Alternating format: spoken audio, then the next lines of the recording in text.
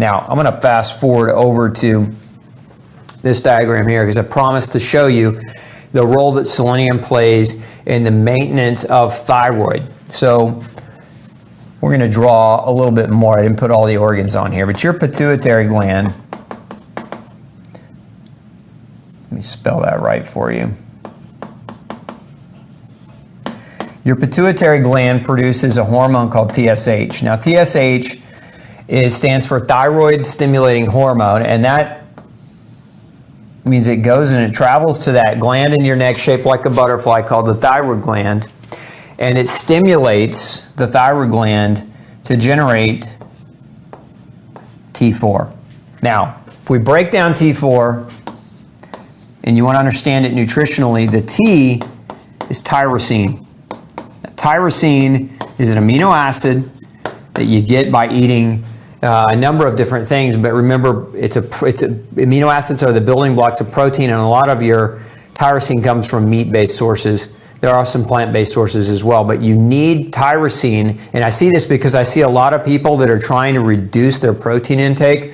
They struggle with thyroid health problems because they're not getting adequate tyrosine in their diet. So it's important to know tyrosine, the amino acid that plays a role in the structure of thyroid hormone. T4, this is thyroid hormone, by the way. T4 is thyroid hormone. Tyrosine is the backbone.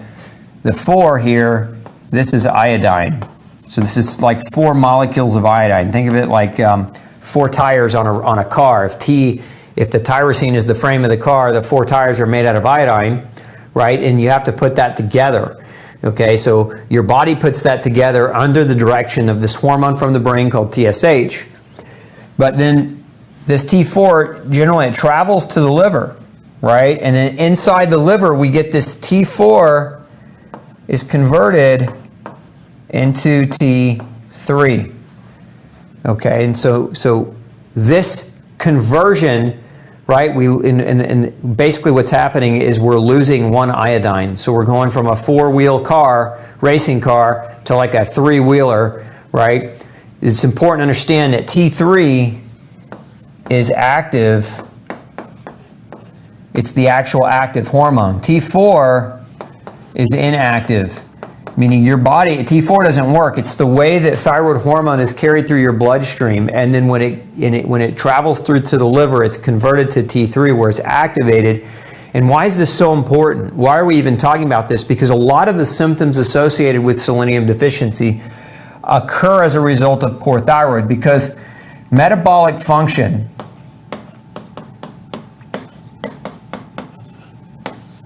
requires thyroid hormone.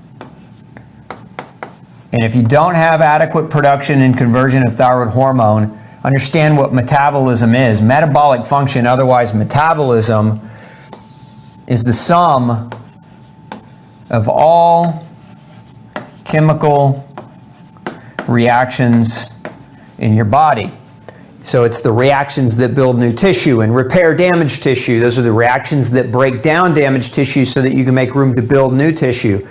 These are reactions that build hormones, that build muscles, that produce insulin, that make all the different things inside of your body that your body needs when it needs it. And if your metabolism is slowed down, again, the sum of all those chemical responses are slowed down, you're in trouble, right? And this is all driven by thyroid hormone function. Well, how do we activate thyroid hormone?